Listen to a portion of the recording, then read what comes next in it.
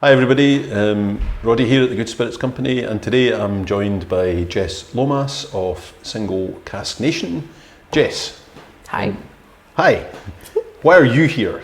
It seemed like a fun way to spend a Tuesday afternoon. I'm here to talk about our latest release from Single Cask Nation. We've got 5 fantastic single malts here, and it seemed like a good excuse to talk about some whiskey. Excellent. So before we talk about these 5 bottles, tell us what your role is in Single Cask Nation and tell us what it is about Single Cask Nation that sets them apart from other bottlers. There's one specific question I want to ask you about, but first of all, what's your job title? Let's see if I can anticipate it. My job title is Global Sales Manager, and there are 3 of us at Single Cask Nation. We originally started in 2011. We originally were American-based independent bottling of mainly Scotch whiskies, but we have bottled grain whiskies, world whiskies, some sherry, and even some mezcal. As well as, obviously, as Americans, we've done some bourbons, some ryes, and we are massive champions of American single malt as a category and a delicious liquid. So, but that's not what I have here. But yeah, that's what we do. I think we may be, and I'm sure someone can tell me otherwise, the first independent bottlers who started in the US and then kind of moved home to Scotland. So me joining the company as the not American of the 3 of us meant that we started working. It's the first time that Single Cask Nation became available in Scotland, where obviously our Scotch products are bottled, and then the markets I work with, various European and the East. So a kind of a reverse switcheroo. Yeah, and I don't know anyone else that's done that. No, neither do I.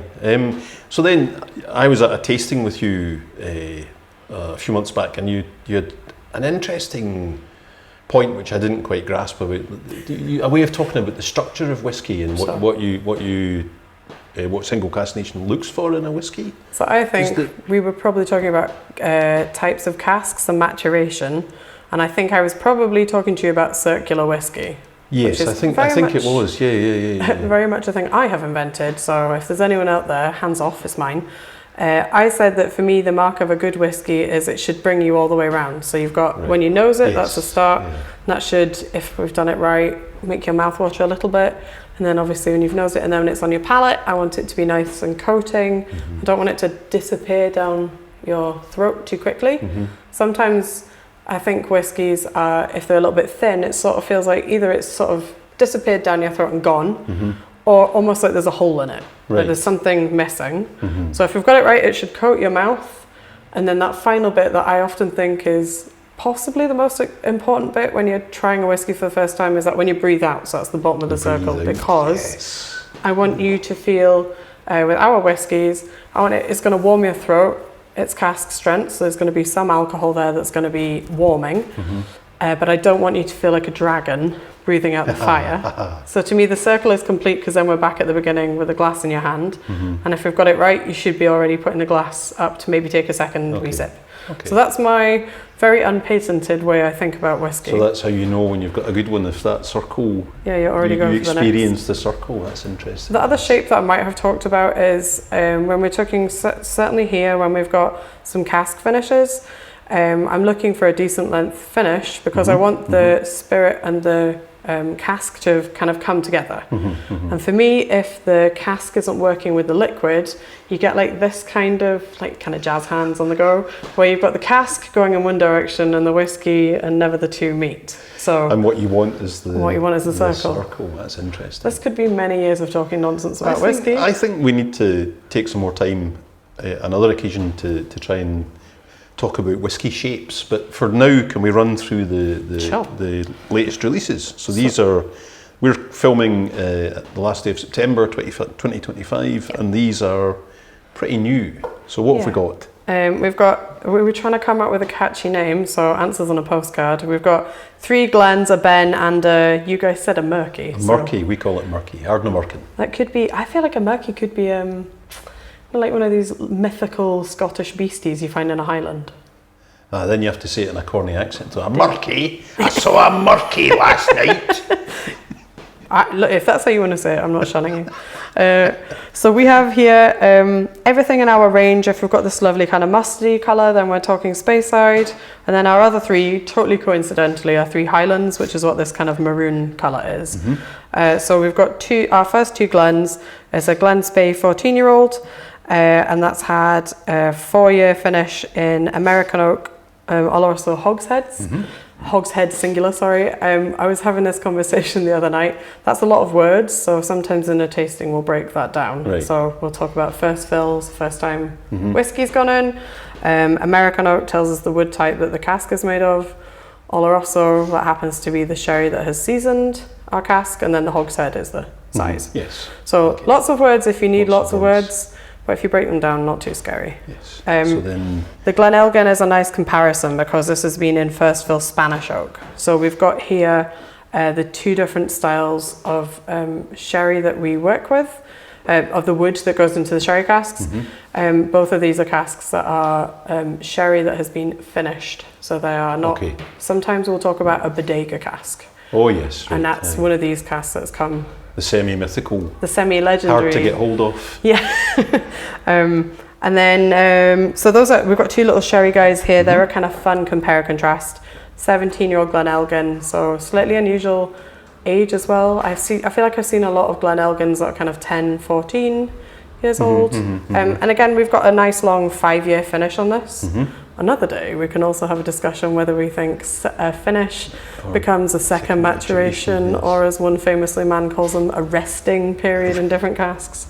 So, yep, that's our 2 little sherry guys here. We've got a Glen Garioch 14-year-old here. I love Glen Garioch. It's one of my pets. I love Glen Garioch and bourbon, so that's what we have. It's really fruity and bright, lovely, juicy, bourbony, jammy dram. Lovely. 14 years old. I think of the samples, the Glen Elgin Matthew was very excited about, and I think this was my favourite, the Glen Garioch. So I think when we started putting this release together, I think the Glen Garioch was my first pick-me moment where I was like, yeah, that's definitely. Last year we bottled a 21-year-old Glen Garioch, which I think was also still quite youthful. This is definitely, I mean, it's obviously younger, but I'm just a massive fan on everything that they produce, so it's exciting to have another little sneak peek into the movement. Then moving on, we've got a little 9-year-old Ardnamurchan, which is peated, full maturation in bourbon. I think it's pretty cool. The last Ardnamurchan I did was a 6-year-old. This is a 9-year-old. That's pretty exciting to be releasing a 9-year-old liquid from a distillery that's only 11. Anyway, old, yes. So like you guys here, we are a massive Ardnamurchan fan. So any excuse, I can put Ardnamurchan into a release. I'm there. You can sign me up for that. Personally, currently, I love Ardnamurchan in all of its forms. I think I have a slight lean towards the bourbon side than the sherry. That's a tricky one. That's tricky. But it is tricky. No, you'd need to go round them all again, and then again. Okay, at least tricky. 2 times to be sure. Okay, that's good. And then wrapping up. And then our final guy is the Ben. So Ben Nevis. I have famously not been too kind to this distillery. I think because sometimes it's too funky for me, which is controversial because I love a funky springbank. But there's sometimes in a Ben Nevis. But then Ben Nevis is a different sort of funk. Yeah. You know, so you can't. Yeah. Yeah, it's apples and oranges, but this is the second Ben Nevis of late that we have released that I have really liked. Right. Which is why I allowed it into the release. So this has been in a heavy char, a number 4 char for fans of collecting real details cask. So I think what that's done is the heavy char has maybe kind of buffed up.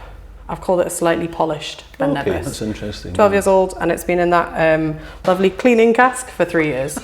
So I think this is really nice. It's kept the richness that is in this dram. So it's still got a lovely. This is not if you want a quiet, subtle dram. This is not. It's quite rambunctious. Yeah. An end of the night dram, perhaps. Yeah, maybe. It's not peated because I know some of the Ben Nevises have got like a touch of smoke through it. There's none of that in it. It's a big chunky Ben Nevis. A chewy one, one to take your time over. Definitely. Excellent. So thanks very much, Jess, for coming in and telling us about the latest releases today. And I think we will have to get you back in for a longer conversation about the shapes of whiskey. The shapes Yeah, of whiskey. That'll be vote. okay. I think that's us. So it's not really. We're never done. Okay, folks. See you next time. Cheers. Thank you.